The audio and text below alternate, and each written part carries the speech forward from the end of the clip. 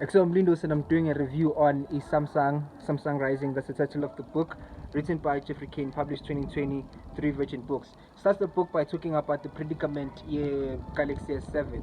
To say that Galaxy S7 had erupted into fire, we all know it erupted into fire. He mentions instances where it erupted into fire. One guy was in a plane, this other guy was in a bedroom, some other kid was in a classroom. It all erupted into fire. Samsung started by dismissing claims, but more cases kept coming, and they tried blaming their battery manufacturer, which is the SDI, but they had no choice in the end.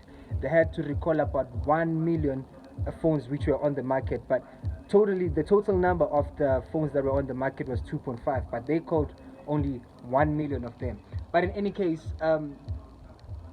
Geoffrey Cain starts talking about Samsung, its founder, which is some guy who's called Lee Byung-chul. I'll just call him BC because I'm not Asian. I don't know this.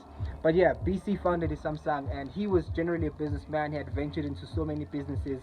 He had produced paper, he's produced fertilizers, he's produced sugar, he sold rice, and now this time he created a shop, a vegetable shop, which he called Samsung. That was the first Samsung shop. Nobody knew when Samsung started by selling vegetables, but that's what it did, and it was out of patriotic reasons, because South Korean people were, or women rather, were taken and made prostitutes to a military of the Japanese, and that's what they were made.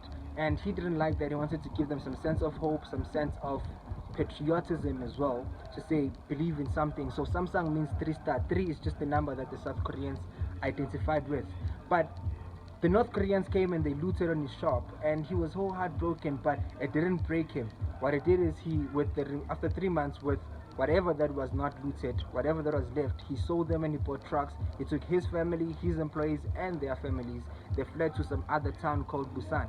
Now it's one thing to take your family, it's another to take your employees and their families, because your employees are going to be faithful to you, and since they know the business better, why not take them? I feel like that was a smart thing. So further on, life went on, and they invested in semiconductors. Now they were not taught how to do or make semiconductors.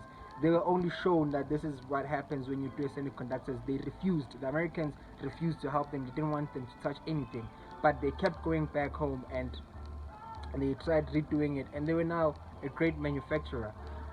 And so time went by, and in 1983 Steve Jobs came to South Korea, and when he came there, he was 28 years old. He met UPC. UPC was so happy that this guy is here, and they started talking. Now Steve Jobs wanted chips, like the microchips, the computer chips, because he wanted to create a tablet.